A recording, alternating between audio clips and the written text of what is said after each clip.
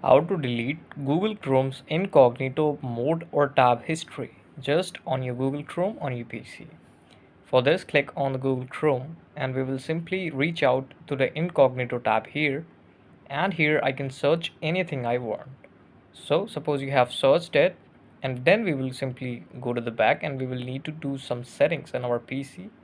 So just press Window plus R button and then run an administration here. Simply you have to click on the OK button to approve it.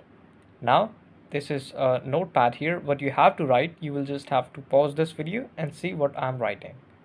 I will simply enter some code, that is IP, then configuration, that is IP configuration IG slash flush FLUSH, and I will simply enter this.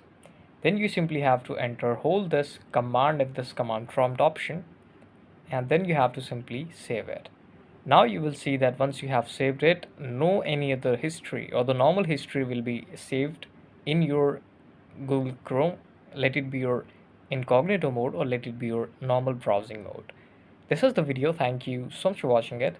Please subscribe to the channel for watching more technical videos, reviews and updates like this.